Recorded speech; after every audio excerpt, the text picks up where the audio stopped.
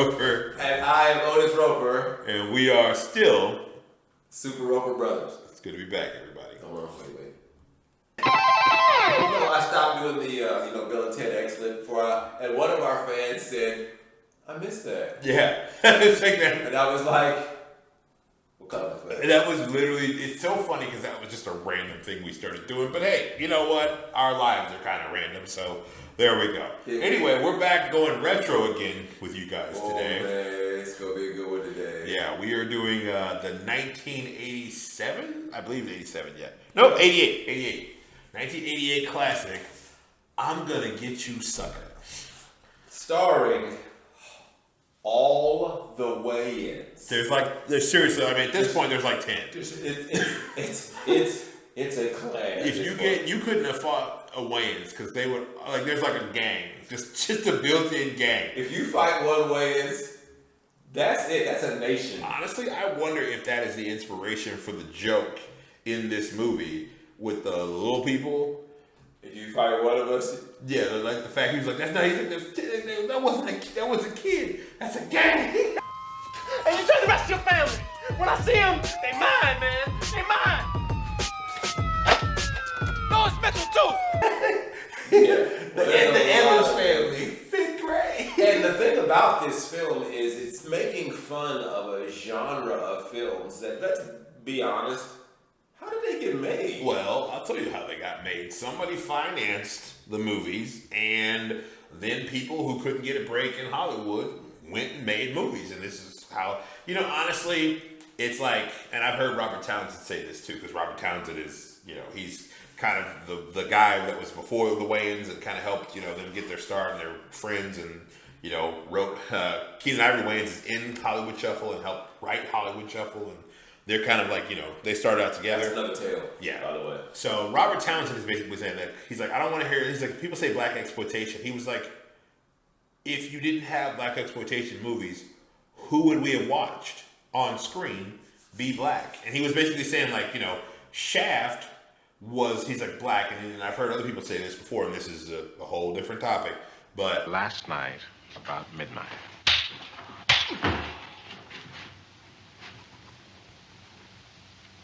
you had, and he said air quotes, like showcase Negroes, like Sidney Poitier. And he said there was no disrespect to Sidney Poitier because Sidney Poitier is who he is. He said, but he was like, Sidney Poitier is more of the who white folks kind of wanted black folks to be. And he said, John Shaft is who we kind of were. He's like, John Shaft was the first person to be black on screen, unapologetically black. Right on. Hey, where the hell are you going, Shaft? To get laid. Where the hell you going? On screen. Yes. And that's kind of the difference. So even though it's exploitation, it was absurd, it was over the top, and that maybe is why it becomes called quote unquote exploitation. But all that to say this, we understand the whole black exploitation genre. We understand the iconic, injustices that have been done to black folks. But we all understand this movie's funny as all get out. Yes. We're gonna talk about how funny this movie is. And so if we get off the if we can get past the soapboxes and all that stuff, this movie is hilarious. So first of all, where does this movie take place? Any ghetto, USA. Literally, what's listed on the credits? Like any ghetto, USA. First of all, it stars Keenan Ivory Wayans' title character, Jack Spade, who is a man home from the army. He's back from the army. Okay? So yeah, he's got his bag on. He comes back in. He's got the jacket with all the medals. Now this isn't a common occurrence in blaxploitation. Oh, it's a very common occurrence in black exploitation movies. In black exploitation movies, almost every time somebody's either back from the war or back from the army, or they're back from the CIA and they're back in the neighborhood. The CIA needs black dynamite now more than ever. We need you, Black Dynamite, now more than ever. I thought I told you from the CIA that Black Dynamite was out of the game. And they're always something that was completely over the top. I was specialist tactics. CIA operative. I was Agent Orange. I was in Dang Gone. I was in Zang Bang. I was in... You were in so were we. Where? I was in Sang Bang, Dangon. I was all over that place, basically, a lot of places. What unit were you in? I was with the Green Beret, Special Unit Battalion's Commando Airborne Tactics, Specialist Tactics Unit Battalion. Yeah, it was real hush-hush. I was Agent Orange, that was my name, Agent Orange, Special Agent Orange, that was me. Airborne, huh? So yeah, no, it's so it starts off basically in the movie. He gets back home. His brother has OG'd. His brother has passed away from wearing too many gold chains. I want to stop it right there because this is some Mel Brooks level of comedy right here. Cause of death looks like OG. Over gold, yeah?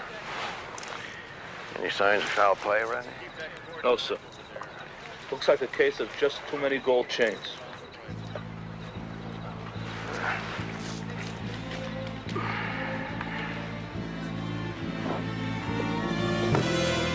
Jesus Christ. First of all, if you remember in the 1980s, if you were a person that was alive back then, you remember that everybody was wearing the thickest of gold chains, and many of them. How thick? How thick were they? Oh man, thicker than a bowl of oatmeal. Thicker than a bowl of frozen cream of wheat. Man, thicker than a jar of cold peanut butter. It was thick. Thicker than Delta Burke swimming in a Guinness. But no, seriously, like it was. The chains were. I mean, there was layers of them. They weren't just wearing one. You think of people like Mr. T. Mr. T had like 45, and that was his look. His look was all those chains Yes. he wore for years. Yes. You look at like Run DMC and whatnot. I mean, like, you know, those were the things. Those types of having them chain necklaces. So where did the gold chain phenomenon come from? I don't know. And then why was it used in these movies as? I mean, honestly, I think it's because the Wayans brothers kind of picked the top. I mean, like it's like the Jerry curl almost in when you watch Coming to America.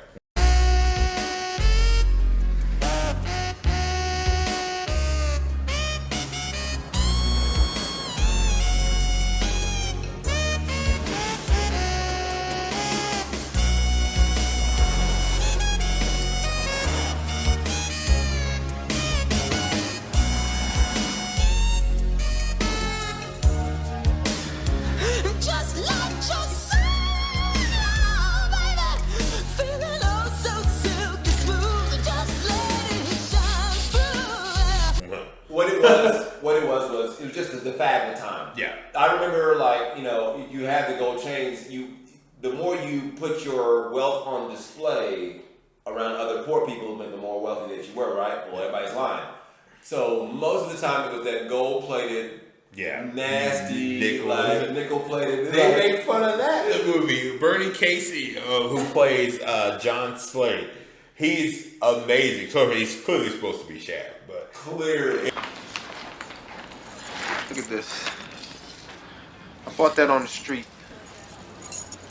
You know what that shit is doing to our kids? Yeah, I know. I'm from the streets. Every day I see kids walking around killing and stealing for gold chains. I see kids with medallions so big they can hardly stand up, all stooped over and shit, trying to carry that stuff. But what's really awful, man, is you see a young brother with this cheap imitation electroplated gold crap around their necks, and it breaks out in this funky green rash with these bumps and shit that just make you want to puke. Yeah, I know what's happening. Now, what do you want with me? I want you to take down Mr. Big and put an end to this gold chain. Hey, look, I'm sorry about your brother. I'm sorry for Bell. But I don't want to be no hero no more, man. I mean, like, the fact that they're bringing that up as if it's a problem of we got to get this off the street is what is so funny about the movie. It handles it with the kind of nonsense it is. I mean, like, and I think that's a clearly obvious choice by Keenan Ivory Wayans. You can't, drug use is serious. Drug use is serious. You can't put, he's just putting the smack on the street. So they had to parody what these movies were about. And the only way to parody it was to make it into something that's not drugs, especially in the 80s. I mean, the 80s, like, crack was everywhere. It was pandemic. What I love about this film is the jokes are they're old, but they stand the test of time Yeah. when it comes to the genre. Because the genre itself is something that, if you've never seen, was it Cleopatra Jones? If you've never seen Big Bad Mama, if you've never seen like Foxy Brown, if you've never seen Dolomite. Yeah. if you haven't seen like Superfly, what are you doing watching this review? What are you doing here? I mean, look, honestly, as a person who did not grow up with, I saw Living Color before I saw any of that other stuff. So, I mean, because, I was born in 84, so I was 4 years old when this movie came out. And this movie kind of like introduced me to all that stuff, which is really kind of made watching black exploitation a little bit harder in my life, because I'm like, well, where's the comedy? Because this is all absurd. Like, I'm waiting for it to get funny, but then it's like, no, I'm fighting back against my pimp, or I'm fighting back against the streets, or I'm fighting back against this. Exactly. Jack. Okay. So he shows back up again from whatever war he's supposed to be in. Yeah, with nothing. Nothing. He shows back up again. He goes to fight against Mr. Big because Mr. Big selling the gold chains. So selling the gold chains. His family owes the money. He's gonna fight back. It doesn't matter. What matters is this. Chris Rock is introduced in this film. This is his very first movie. Isaac Hayes is in this movie. Yep. Jim Brown is in this movie. Yep. Isaac Hayes pretends like he can't sing in this movie. Oh, what's his name? Dwayne Wade. Dwayne Wade. Alan Greer. David Alan Greer. Alan Greer is in this movie. In this movie. This is basically the movie. I mean, I literally, and I'm just gonna let you guys know, I wrote a list of the stuff that comes from this movie, like of everything that spiderwebs to the origins and success of this film. That would be In Living Color, Low Down Dirty Shame, Don't Be a Menace to South Central While Drinking Your Juice in the Hood, Mo Money, Blank Man, The Five Heartbeats, Most Wanted, The Last OG, Jamie Foxx, Jim Carrey, David Alan Greer, Coffee, and the rest of the Wayans community. I mean, it is like, it's crazy. It's crazy how much stuff has come from this people's career. I'm just going to go ahead and edit it into the video, but the thing Jim Carrey said about the Wayans is... You just casually mentioned Jim Carrey in that list. Like, that doesn't encompass how many... I mean, how about this? That's just billions of dollars in film. Exactly. I mean, just through one actor that came from this black family establishing this comedy sort of universe that they have. I mean, because Sean Wayans and Marlon Wayans' careers entirely come from their brother. One of the things I love in this film, what's your favorite gag? Because there's a lot of gags in this movie. Oh, yeah. So what gag do you like the best? Well, I really do love the militant, played by the late, great Clarence Williams III.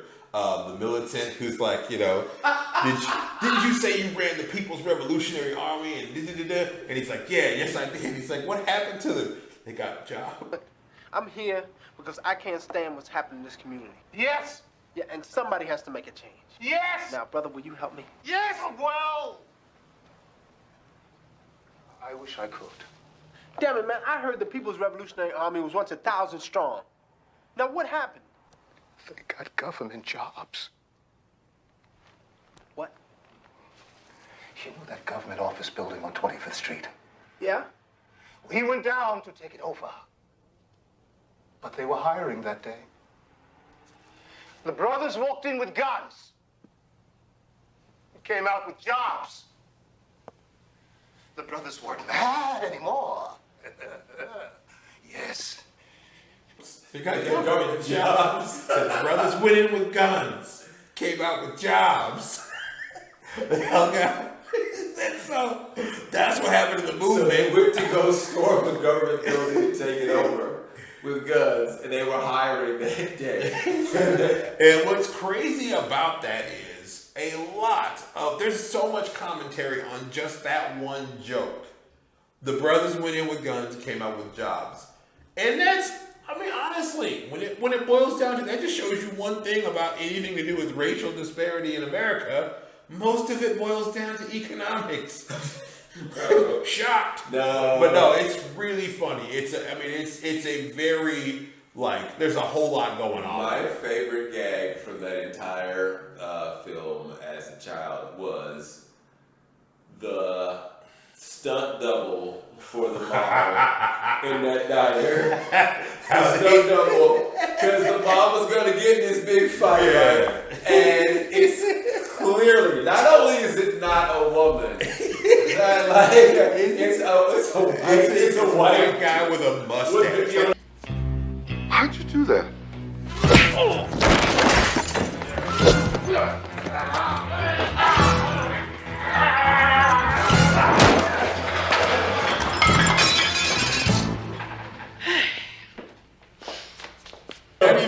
Not even like they were trying to like hide it at all. It's just. But when you watch Blaxploitation, watch Black Dynamite. Yeah, Black. First of all, Black Dynamite is deserves and probably will get a review of its own one day. Black Dynamite it's the actual movie version of what this movie is kind of doing in an 80s universe. Black Dynamite is like, nah, we're gonna make our own 70s Blaxploitation movie. And this is like what happened after all those exploitation movies. Another character, Kung Fu Joe. Oh, Kung Fu Joe. Look what we got here. I said close the door, shithead. So you wanted to try and set me up, huh? Everybody was fighting. Those cats were fast as lightning. In fact, it was a little bit frightening. But they did it with Take your arm! Spirits! Have a nice day!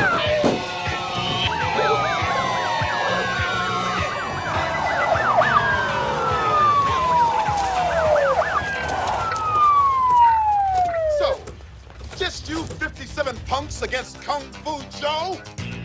Master of karate, kung fu, jiu-jitsu, and all other shit you ain't never heard of. The fact that scene happened the way it did, I'll never forget. I think if there's a moment in my life, if there's a first moment in my life where I laughed so hard that I stopped controlling my lips and the drool just poured out the corner of my mouth because I couldn't stop laughing. It was that scene in that film because that was comedic timing perfectly. There's no more, I don't know what it is about the smash cut that makes that just so much funny because there was no hesitation. They were standing in a circle. They didn't hesitate to open fire on him. That's what I said. Kung Fu Joe is hilarious because I don't know if you know this. There were a lot of, the Black Karate movie. Yeah. The Black Karate Master was a thing in the 70s. Sure enough. Because you had the ex-CIA operative that had come back from overseas who had learned the fine art of the Black Dragon, Eagle Claw. I mean, is it like, in the same respect, is it like the last Dragon, the Blaxploitation movie, even though it came out in the 80s? I mean, it's kind of the same sort of thing. So, yeah. I mean, but that type of idea, like, there's literally a scene in the movie where he just beats up cops in The Last Dragon, where he just beats up cops. And you know that's weird. That doesn't work out. How do you think it's going to? 100%. That Keenan Ivory Wayans was like, wow. You know they would shut that dude up. Please superimpose. Rorschach. Just get rid Please put that. Oh my God. Please put that. There's no way on earth that dude would have got in a car, beating up all the cops in the middle. I mean, he's in the middle of the street, like in broad daylight, and each one of them keeps coming up trying to club him. What do you think about the overprotective mom? Oh, I think honestly, that's a Wayans trope. Okay. I think that's a Wayans trope. That's not necessarily like the "don't be a fool, they'll kill you, Jack." That type of stuff that's the exploitation mom. The movie puts it into the ridiculous by making the mom be like this overpowered superhero. Like she literally shows up in the last gunfight of the movie, like holding the shotgun. Like where'd she get that from?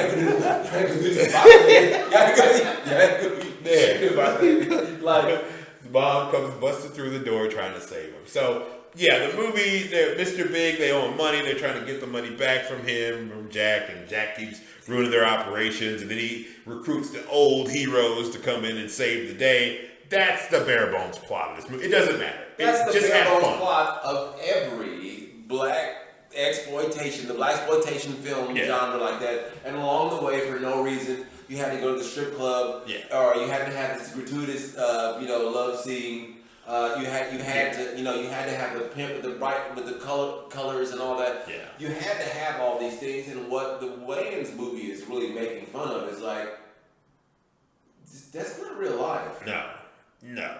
That's not real life. I don't know nobody, man, that talks to each other like this, man. Like I didn't have no uncles like that. I didn't have no cousins like that. And a lot of the exploitation stuff comes from it. Like there's another film out there called Hollywood Shuffle that gets into this.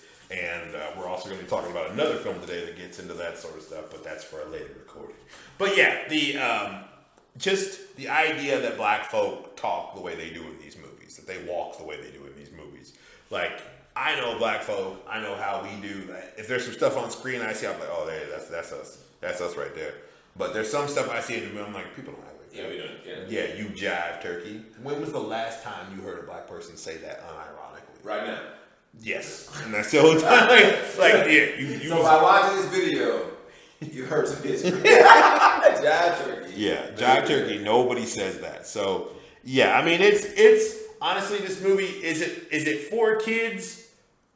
Kinda, but no. Like, I wouldn't actually watch this with kids. Like, if your kids are like 13, 14, I mean, you can make a judgment call. There is brief.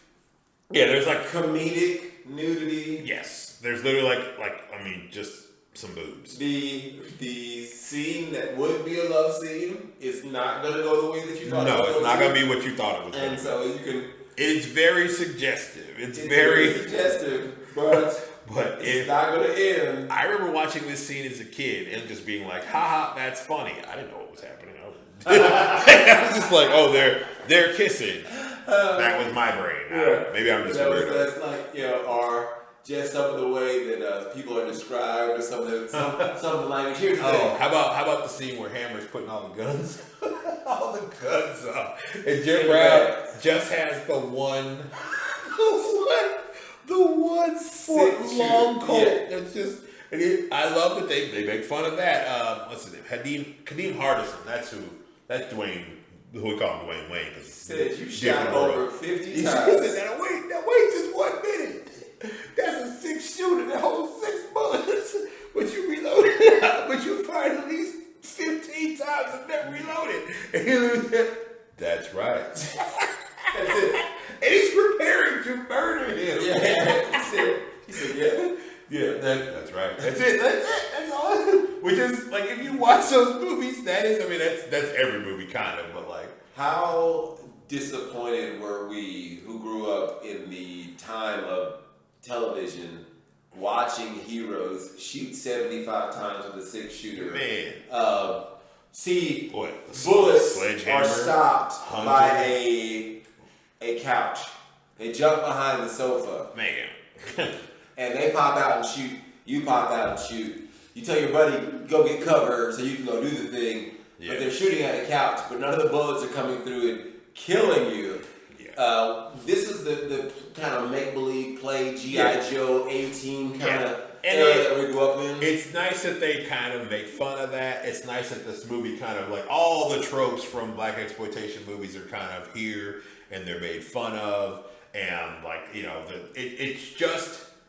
I just love how they make sure to put every one of those jokes in. Now, here's what I will say, and this is both combining the Hollywood Shuffle and I'm Gonna Get You Sucka. That genre is done to me. It's done. All the soul planes and all the extras and all the stuff on top of that doesn't need to be. They already made fun of the industry that's making fun of us. Can we just the soul plane? Can we move on? And that's why I love Hollywood Shuffle and I love I'm Gonna Get You Suckers, because they already made fun of pigeonholing these black actors into doing this stuff. But the movie is hilarious regardless. So if you are wanting a popcorn munching. Yeah. Actually, be careful because you might choke. Like, there's some hilarity that happens in here. Keenan Ivory Wayans playing the naive. Yeah, the naive. hero. They shooting. They shooting. They shooting. And honestly, I love that. I love him as the Damon Wayans. Damon Wayans. Wait, is he? As the gangster, seems a little stupid. Oh, you're right. You're right. I don't know why I blanked on that being Damon Wayans. You know, Damon Wayans talking about. Damon Wayans being the gangster. He's like I heard you screaming down the street. I wasn't screaming. Like that. Just nonsense. It's really like take the window, man, or you can take the stairs. Take the stairs.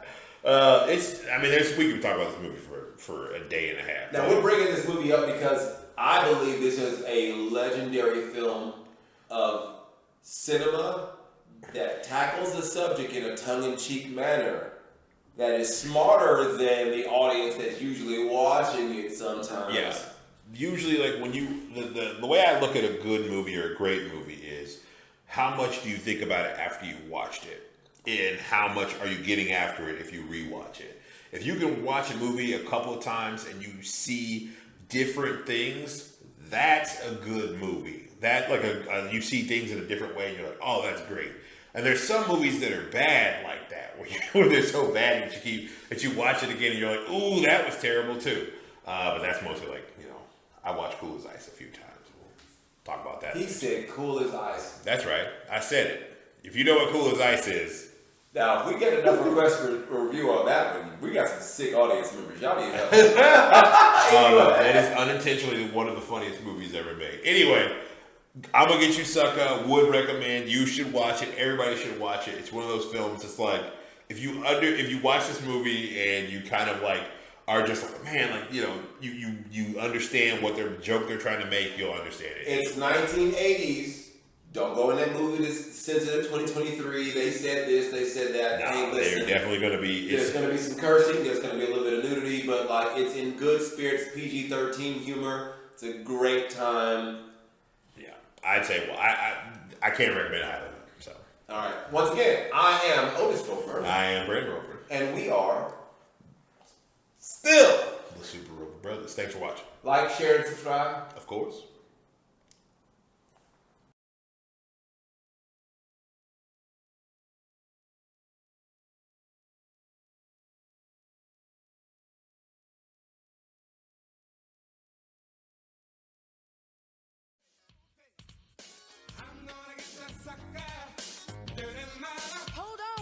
It's fine. We're doing it live. We'll cut it. We'll do it again. Oh, we gotta do it. And you can absolutely do one of the dogs.